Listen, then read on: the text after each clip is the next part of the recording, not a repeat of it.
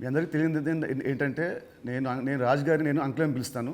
ఎందుకంటే నేను 8th 9th class ఉన్నప్పుడు మా నాన్నగారు రాజుగారు కలిసి సినిమాలు చేసేవాళ్ళు. అలా చేసిన ఒక సినిమా తొలి ప్రేమ. సో అప్పుడు సినిమా రిలీజ్ అయిన ఫస్ట్ డే హిట్ తర్వాత మా అందరము ట్రైన్లో వెళ్ళాము తిరుపతి. అప్పుడు అక్కడ మా ఇద్దరు కొంచెం బాండ్ ఏర్పడింది. ఆ తర్వాత వచ్చాక నేను కాలేజ్ బంక్ కొట్టినప్పుడల్లా నేను ఇలాగే దొరికిపోతుండేవాడిని. ఒక ఇన్సిడెంట్ ఇంకా నాకు బాగా గుర్తుంది. సంజయ్ థియేటర్ బయట రోడ్లో మీరు ఇటు సైడ్ వస్తున్నారు కార్లో, నేను ఇటు సైడ్ ఒక బైక్లో వెళ్తున్నాను. సినిమాలో ఒక హీరో హీరోయిన్ చూసినట్టు లుక్స్, అంత బిజీ రోడ్లో ట్రాఫిక్లో మీరు నన్ను చూడడం, నేను మిమ్మల్ని చూడడం చూసి నేను భయపడిపోయి మీకు కాల్ చేసి అంకుల్ ఇంట్లో చెప్పకుండా చెప్పడము, థ్యాంక్ యూ మీ ఇంట్లో చెప్పలేదు, మీరు చెప్పుంటే అప్పుడు నాకు పగిలిపోయి ఉండేది. సో అది మా ఇద్దరి మధ్య ఉండే బంధం. సో ఆ తర్వాత కలిసి నేను హీరో అయ్యాను, తను ప్రొడ్యూసర్ అయ్యాడు. అండ్ అంకుల్ ఫస్ట్ మీ ఇండస్ట్రీకి వచ్చింది నాకు గుర్తున్నంత వరకు మీరు హీరో అవుదాం వచ్చారంట, కరెక్టా కాదా? ఒక సినిమా స్టార్ట్ కూడా అయింది, మధ్యలో అయిపోయింది. ఇది కరెక్టా ఫాల్సా? కాదు, ఫాల్స్. పక్క పక్క పక్క ఫాల్స్. ఓకే, మీ ఫస్ట్ సినిమా దిల్. ఆ సినిమా స్టార్ట్ ఎలా అయిందంటే అప్పటికి ఆది ఇంకా రిలీజ్ అవ్వలేదు, జయం రిలీజ్ అవ్వలేదు. వినాయక్ గారిని మా నాన్నని హోటల్లో కూర్చోబెట్టి ఎప్పుడు సినిమా రిలీజ్ కంటే ముందే మీరు దాన్ని లాక్ చేశారు. అసలు మీ నమ్మకం ఏంటి, మీ ధైర్యం ఏంటి? రిలీజ్ కాకముందే అప్పటికి ఆది మూవీ రిలీజ్ అయింది, నీ జయం రిలీజ్ కాదు. అప్పటికి ఆది రిలీజ్ అయ్యి వినయ్ నేను బేగంపేట సైడ్ వెళ్తున్నాము, నీ జయం పోస్టర్స్ ఉన్నాయి. ఓకే. సో జయం పోస్టర్ చూసి నాకు ఎవరి కుర్రాడు భలే ఉన్నాడంటే మా సుధాకర్ రెడ్డి కొడుకు జయం సినిమాతో లాంచ్ అవుతుండే, భలే ఉన్నాడన్నా, నీ సినిమా అయినతో చేద్దామా అన్నాడు. వై నాట్, ఇమ్మీడియట్లీ నేను డాడీకి ఫోన్ చేసి ఆ మీటింగ్, నీ జయం రిలీజ్ కాకంటే ముందే మీటింగ్ చేసాము. సో ముందు సో దిల్తో మీ పేరు దిల్ రాజుగా అయింది. సో మీ ఫీలింగ్ ఏంటి? వినాయక్ గారు మేము మీకు ఇచ్చాం మా పేరు, లేదంటే మీ డబ్బులు పెట్టి మీరు మాకు హిట్ ఇచ్చారు కాబట్టి సొంత పేరు మీరు పెట్టుకున్నారా? అంటే జనాలు ఇచ్చారు అది. పోతే నీకు గుర్తుందో లేదో, ఆ దిల్ టైటిల్ మన దగ్గర లేకుంటే దిల్ పెడదామని నితిన్ అడిగినప్పుడు బూరుపల్లి శివరామకృష్ణ గారి దగ్గర ఆ టైటిల్ ఉంది. నేను వెళ్ళి అడిగి ఆ టైటిల్ తీసుకొచ్చాను, మాకు ఈ సినిమా బాగుంటుందండి అని. So thanks to Burupalli Sivaramakrishna గారు, ఆ టైటిల్ ఇవ్వడం వల్ల అది దిల్ రాజు అనేది బ్రాండ్ అయిపోయింది, ట్యాగ్ అయిపోయింది. సో ఇప్పుడు మీరు ఎస్విసితో పాటు లార్వేన్ ఏ company, Dil Raju productions, Dil Raju dreams, ఇలా మీ బయోపిక్ తగ్గట్టు కంటెంట్ని బాగా గట్టిగా చేస్తున్నారు. So next Dil Raju directs అని చూడొచ్చా? లేదు. ఎందుకు? ప్రస్తుతానికి లేదు. సినిమా మీకు కెమెరా తెలుసు, మీకు నాలెడ్జ్ ఉంది, ఎడిటింగ్ తెలుసు, అన్నీ తెలుసు, మీకు ఎందుకు తీయట్లేదు? సో నాకు డైరెక్షన్ చెయ్యాలని ఎప్పుడు ఆలోచన రాలేదు. యాక్చువల్ వివి వినాయక్ ఆ బొమ్మరిల్ అయిన తర్వాత నాకు సజెస్ట్ చేశాడు, అన్న నువ్వు డైరెక్షన్ చేసేయగలుగుతావు, చెయ్యు అని. లేదు వినయ్ అని, లేదు నేను చెప్తున్నా కదా విను, వివి రాజేంద్ర ప్రసాద్ గారు లేక నువ్వు డైరెక్షన్ చేయగలుగుతావు, నువ్వు చెయ్యు అని. బట్ ఎప్పుడు ఆ సైడ్ నాకు డైరెక్షన్ చేయాలని ఆలోచన కలగలేదు. సో మీ బయోపిక్ తీసే ఇప్పుడు మీకు ఏమైనా ప్లాన్స్ ఉన్నాయా? ఎప్పుడన్నా ఆఫ్టర్ 5 years 10 years? నా బయోపిక్ నేను తీయలేను కదా, ఎవరైనా తీస్తారేమో. సరే, ఎవరు తీస్తే దాంట్లో అంత ఉంటుందా, ఆ కంటెంట్ ఉంటుందా? డెఫినెట్గా. అంటే ఇట్స్ బిగ్ జర్నీ కదా నాది. ఇప్పుడు ఫిలిం ఇండస్ట్రీ 94 వచ్చాను, 94కి వచ్చిన తర్వాత ఇప్పుడు ఆల్మోస్ట్ 30 years ప్లస్. ఎన్నో అప్ అండ్ డౌన్ చూశాను, ఎన్నో అన్నీ చూసుకుంటూ వచ్చాను. సో బయోపిక్ చేస్తే దానికి ఏ హీరో అయితే బాగుంటుంది? బట్ నాకు బాగా ఫేస్ మ్యాచ్ అయ్యేది నువ్వు ఒకటే. చాలా మంది అంటారు నితిన్ మీ బ్రదర్ అని. సో రాజుగారి బయోపిక్లో హీరోగా నేనే, ఇది ఫిక్స్ అయిపోయింది. ఇప్పుడు ఇవాళే ఈయన ప్రొడక్షన్ డైరెక్షన్ చూద్దాము, నేను హీరోని. సో ఇందాక మీరు చెప్పారు కదా అప్స్ అండ్ డౌన్స్ అన్నారు కాబట్టి ఆ క్వశ్చన్ అడుగుతాను. ఇండస్ట్రీ చాలా చూస్తే తెలుసు నాకు, బట్ మేజర్గా నాకు గుర్తుండి నేను ఇండస్ట్రీ వచ్చినప్పటి నుంచి మొన్న సంక్రాంతికి ఒక సినిమా మీ ఫైనాన్షియల్గా చాలా లాస్ అయింది. నెక్స్ట్ సినిమా ఇమ్మీడియట్ 3 days గ్యాప్లో అది మళ్ళీ అది వెళ్ళిపోయింది. ఈ మధ్యలో ఈ 3 రోజుల్లో మీ థాట్ ఏంటి? నెక్స్ట్ సినిమా కూడా అది కూడా పోతే అప్పుడు పరిస్థితి ఏంటి? మీ మైండ్లో రన్ అయిన మీ ఫీలింగ్ ఏంటి?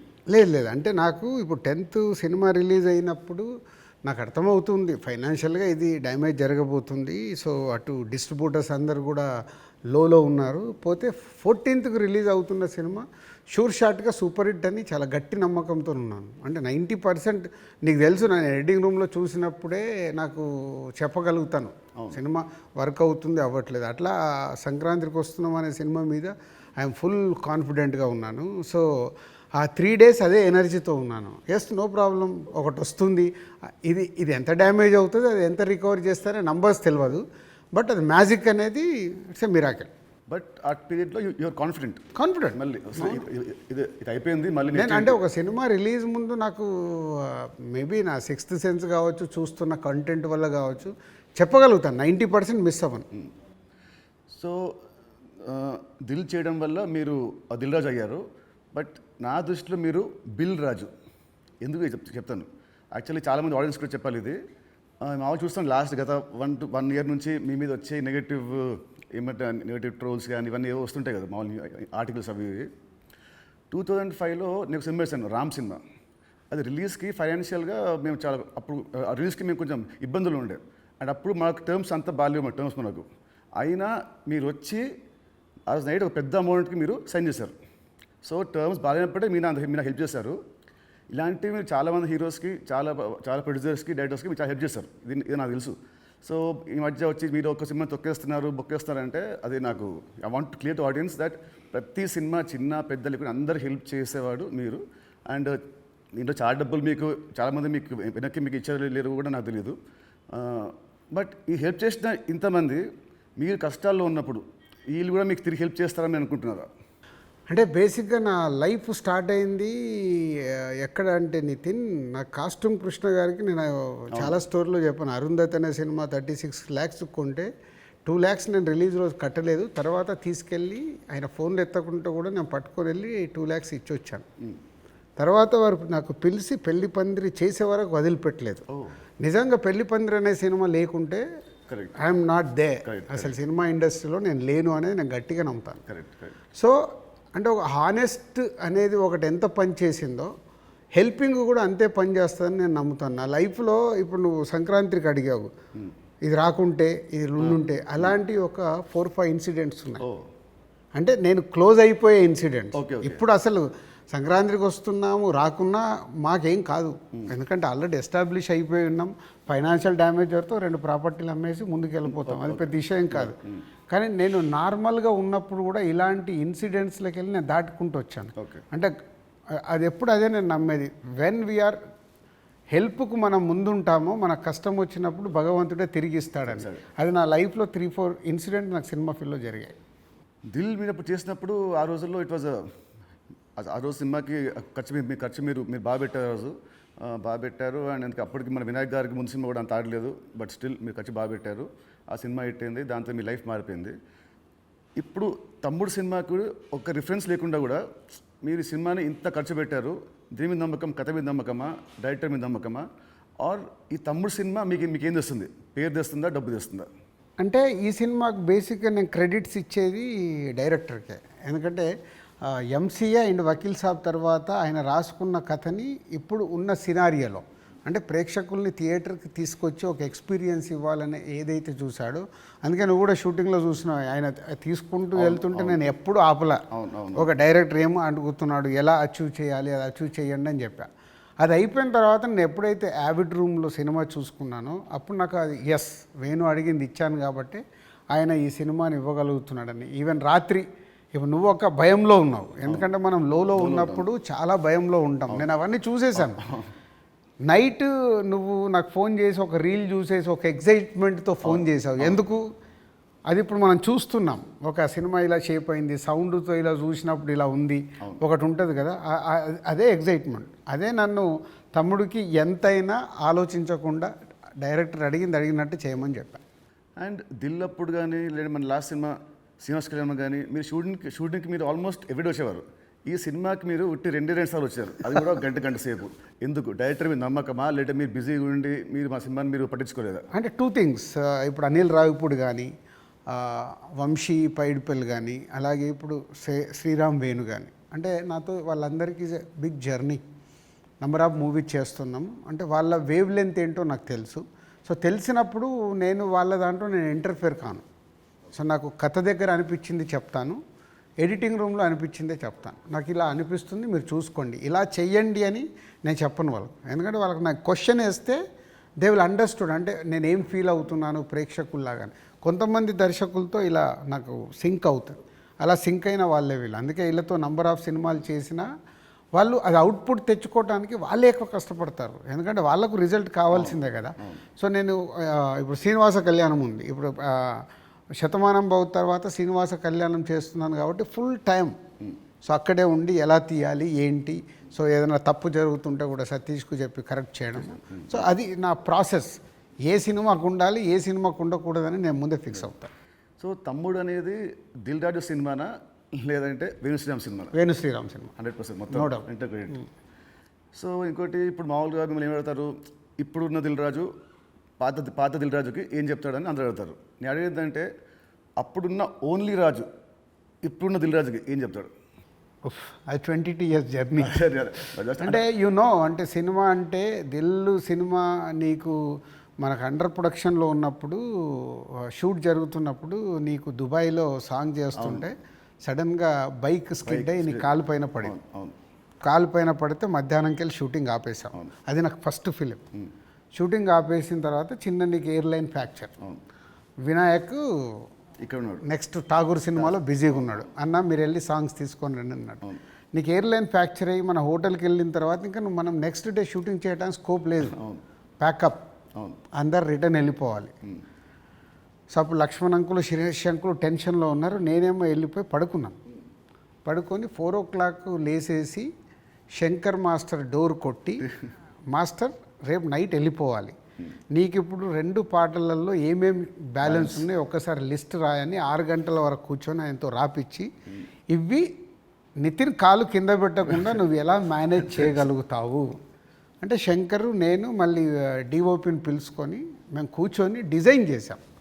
డిజైన్ చేసి మీకు చెప్తే మీరు అందరూ ఏంటి షూటింగ్ ఉందా ఎలా చేస్తారు అంటే ఇలా చేయబోతున్నాం, విల్ ఫినిష్ నెక్స్ట్ 2 days అని నీ కాలు కింద పెట్టనివ్వకుండా 2 రోజులు షూటింగ్ చేయించా. కూర్చొని స్టాండింగ్ అంటే నా మొదటి సినిమా, నాకు ఆ సిచ్యువేషన్ అలాంటిది. ఆ రోజు 2 రోజులు షూటింగ్ ఆగకుండా చేసుకొని వచ్చి రిలీజ్కి ముందు మళ్ళీ ఆర్ఎఫ్సికి వెళ్ళి ఆ బ్యాలెన్స్ షాట్లని 2 పాటలు తీసి మ్యాచ్ చేశాం.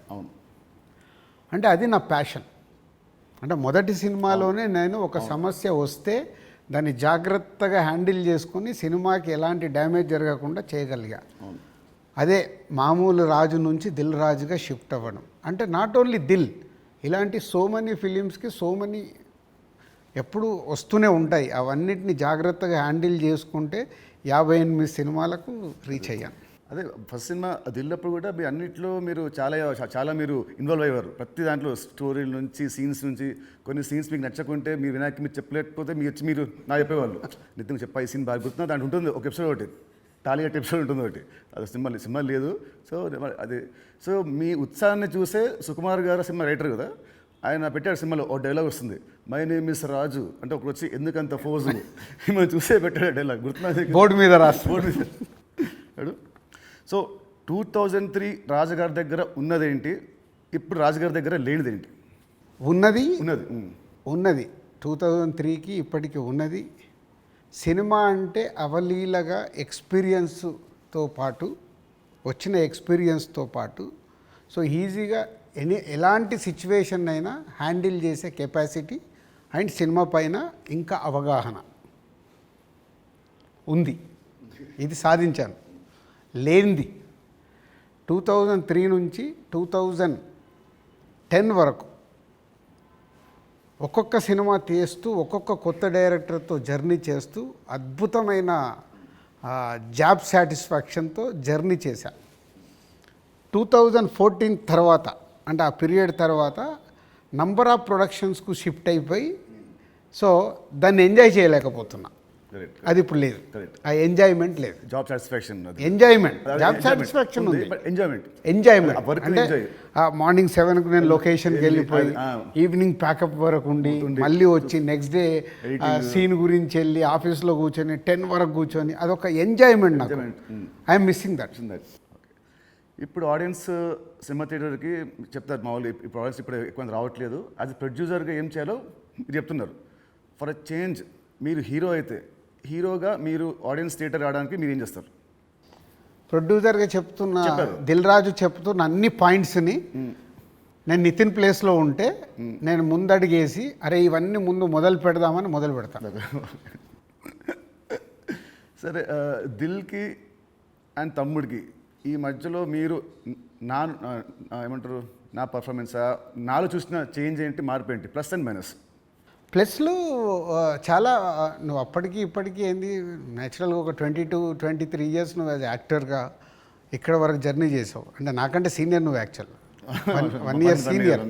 నేను 2003లో ప్రొడ్యూసర్ని అయ్యా, నువ్వు 2002లోనే హీరో అయ్యావు. అంటే నాకంటే 1 ఇయర్ సీనియర్. సో నీకున్నది ఆ ఎక్స్పీరియన్స్ వచ్చింది ప్లస్. సో ఆ ఎక్స్పీరియన్స్తో నేను ఎలా హ్యాండిల్ చేస్తున్నానో థింగ్స్ని హ్యాండిల్ చేయగల కెపాసిటీ వచ్చింది, మేనేజ్ చేయగలిగే కెపాసిటీ లేనిది.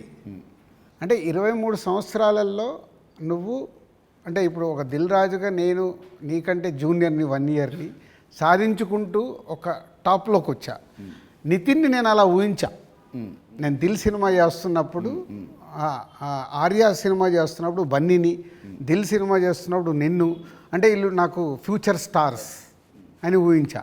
కానీ నువ్వు ఆ మార్క్ అచీవ్ చేయలేకపోయావు, నువ్వు కోల్పోయింది అదే అనేది నా ఫీలింగ్. ఇప్పుడు తమ్ముడితో నాకు మళ్ళీ వస్తుందనుకుంటారా ఆ పూర్వ వైభవం? తమ్ముడితో సక్సెస్ఫుల్ హీరోగా వస్తావు, కానీ ఇది సరిపోదు. ఎల్లమ్మతో కొట్టాలి. సో దిల్కి సీక్వెల్ చేసే ప్లాన్ ఏమైనా ఉందా? ఎందుకంటే అదొక మంచి బ్రాండ్ వాల్యూ. మళ్ళీ వినాయక్ గారితో నాతోని దిల్ పార్ట్ 2 అంటే అప్పుడు ఫాదర్ క్యారెక్టర్ నువ్వు వేయాలి, కొడుకు క్యారెక్టర్ నువ్వు వేయాలి. ఉంది కదా, ఇలాగ సినిమాలో ఉంది కదా, ఇచ్చాం కదా మనం లీడ్. కరెక్టే, సినిమాలో మనకు లీడ్ ఉంది, సినిమా లీడ్ ఉంటుంది. అది వేసుకొని లాస్ట్ సీన్ అదే ఉంటుంది, ప్రకాష్ రాజ్ గారిది ఫోటో మీదకి వెళ్ళి రివీల్ చేస్తే అలా చేయాలి. అప్పుడు 1 వర్డ్ ఆన్సర్స్ కావాలి. 1 వర్డ్ ఆర్ 2 వర్డ్స్, మీ ఇష్టం. 1-2 వర్డ్స్ ఆన్సర్స్. మీకు చెప్తాను కొన్ని పేరు వినగానే మీకు వచ్చే ఫస్ట్ మీ థాట్స్. పవన్ కళ్యాణ్ గారు is my star. Mahesh Babu గారు.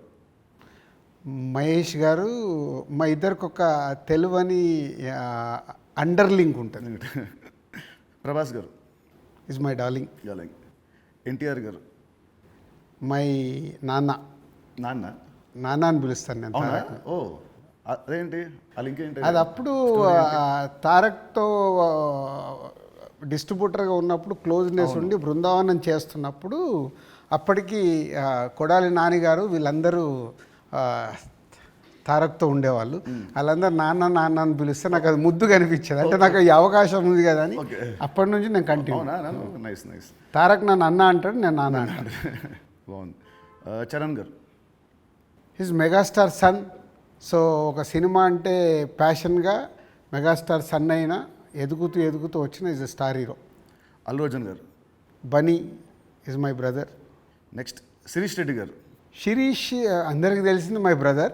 పోతే మా ఇద్దరికి సినిమా దాంట్లో ఎప్పుడు ఒక కాన్ఫ్లిక్ట్లో ఉంటాం. అవునా? ఓకే. అంటే ఆలోచన విధానంలో కాన్ఫ్లిక్ట్గా మాట్లాడుతుంటాం, బట్ కన్క్లూడ్ చేస్తాం, రిజల్ట్ ఉంటుంది మాకు. About Venu Sriram. Venu is my boy. Thammudu సినిమాని 3 ముక్కలో చెప్పాలంటే తమ్ముడు, what is Thammudu for you? Nithiin నాకు తమ్ముడు, వేణు నా తమ్ముడు. తమ్ముడు సినిమా మీకు పేరు తెస్తుందా, మీకు డబ్బు తెస్తుందా? ఫస్ట్ పేరు తెస్తుంది, తర్వాత నేను పెట్టిన డబ్బు తెస్తుంది, ఇంకా అద్భుతాలు జరిగితే లాభాలు తెస్తుంది. సో July 4th సినిమా వస్తుంది తమ్ముడు. సో ఆడియన్స్కి మీరేం చెప్తారు? ఎస్, అన్ని ఇంటర్వ్యూలలో చెప్తున్నట్టే. సో ఈ సినిమా, ప్రతి సినిమా అందరికీ ఇంపార్టెంటే. ఈ సినిమా వేణు శ్రీరామ్, సో ఎంసీఏ వకీల్ సాబ్ తర్వాత బెస్ట్ సినిమా, ఆడియన్స్కి ఒక ఎక్స్పీరియన్స్ సినిమా ఇవ్వాలని చాలా కష్టపడి అవుట్పుట్ ఒక రేపు ఎక్స్పీరియన్స్ ఇవ్వబోతున్నాడు అవుట్పుట్తో. సో అది నో డౌట్. సో దిల్ రాజుగా నాకు సంక్రాంతికి వస్తున్నాం ఒక బ్లాక్ బస్టర్ అయితే, దాని తర్వాత మా బ్యానర్ నుంచి వస్తున్న వెంకటేశ్వర క్రియేషన్ నుంచి వస్తున్న ఒక మంచి సినిమాతో దిల్ రాజు మీ ముందుకు తీసుకొస్తున్నాడు ఈ సినిమాని. ఇది నాకు సక్సెస్తో పాటు ఒక ఎనర్జీని ఇస్తుంది. బట్ నితిన్కి ఇది సక్సెస్ చాలా అవసరం. సో ప్రాపర్గా సినిమాని మీకు నచ్చే విధంగా రెడీ చేసి మీకు తీసుకొస్తున్నాం. July 4th మీరు థియేటర్కి రండి, ఫ్యామిలీస్తో వచ్చి మీరు ఎంజాయ్ చేస్తారు సినిమా, అది నా ప్రామిస్. ఎంజాయ్ చేసిన సినిమాని బయటికి వెళ్ళిన తర్వాత మీరే చెప్తారు ఒక వావ్, అంటే నితిన్కి ఒక కొత్త సినిమా, కొత్త అప్రోచ్. ట్రైలర్ కంటే ముందు తమ్ముడు వేరు, ట్రైలర్ వచ్చిన తర్వాత నితిన్తో ఇలా తీశారు ఆ సినిమా అన్నారు. అది ఫస్ట్ పాయింట్. అలాగే తమ్ముడు అని టైటిల్ పెట్టుకొని ఏ సర్టిఫికేట్ తీసుకున్న దిల్ రాజు. సో ఇది సెకండ్ పాయింట్. అంటే థియేటర్ ఎక్స్పీరియన్స్ కోసం కాంప్రమైజ్ అవ్వకుండా ఏ సర్టిఫికేట్ కూడా తీసుకున్నాము. యూఏ సెన్సార్ వాళ్ళు కొంచెం లెంత్ తగ్గించుకొని యూఏ తీసుకోండి అన్న కానీ ఏ సర్టిఫికేట్ తీసుకోవడానికి థియేటర్లో ఎక్స్పీరియన్స్ మిస్ అవ్వకూడదు. ఏదైతే డైరెక్టర్ అనుకున్నాడో, నితిన్ ద్వారా ఏదైతే మీకు అందివ్వాలనుకున్నాడో, నితిన్ చుట్టూ ఒక 5 ఉమెన్ని పెట్టి ఒక కాన్సెప్ట్ ఫిలింగా 80% ఆఫ్ ద ఫిలిం మీకు ఫారెస్ట్లో ఉంటుంది. ఇది 24 అవర్స్లో జరిగే కథ. ఒక ఎక్స్పీరియన్స్ మట్టుకు డెఫినెట్గా ఈ సినిమాతో పొందుతారు. Please come and watch in theatres from July 4th. తమ్ముడు సినిమా ఉంది. తమ్ముడు సినిమా రిలీజ్ కాకముందే మీరు నాకు ఎల్లమ్మ అనే ఒక కథ వినిపించారు. మామూలు ఇండస్ట్రీలో ఉంటుంది, ఈ సినిమా హిట్ అయితే నెక్స్ట్ సినిమా చేస్తాము అని ఉంటుంది. మీకు ఏంటి మళ్ళీ మీ మైండ్ సెట్ ఈ సినిమా రిజల్ట్తో సంబంధం లేకుండా నాతో నెక్స్ట్ సినిమా చేస్తున్నారు, ఇమీడియట్ సినిమా? సేమ్ నాకు సుబ్రహ్మణ్యం ఫర్ సేల్ జరుగుతుంది తేజుతో. అనిల్ రావిపూడి పటాస్ రిలీజ్ అయింది. పిలిచి అనిల్ని సినిమా చేస్తా అన్నప్పుడు సుబ్రహ్మణ్యం ఫర్ సేల్లో ఒక సాంగ్ చూపించి ఈ హీరోతో సినిమా చేద్దామని చెప్పా. అప్పటికే పిల్ల నువ్వు లేని జీవితం చేశాం గీత వాళ్ళతో కలిపి. సో సుబ్రహ్మణ్యం ఫర్ సేల్ సినిమా హిట్ అవ్వబోతుందని నాకు అర్థమైంది. నాకు అర్థమై వైనాట్ అంటే పటాస్ పెద్ద హిట్ అయింది. సుబ్రహ్మణ్యం ఫర్ సేల్ హిట్ అయినప్పుడు వాళ్ళిద్దరు కలిస్తే సుప్రీం అయింది. ఓకే. సో ఇది అలాగే తమ్ముడుతో నితిన్కు మళ్ళీ సక్సెస్ వస్తుంది. బలగంతో ఆల్రెడీ వేణు సక్సెస్ కొట్టాడు. వీళ్ళిద్దరు కలిస్తే ఎల్లమ్మ అద్భుతంగా ఉంటుందని నా విజన్. ఓకే, మీ విజయం మనస్ఫూర్తిగా అవ్వాలని కోరుకుంటున్నాను. Thank you uncle, thank you so much. Thank you.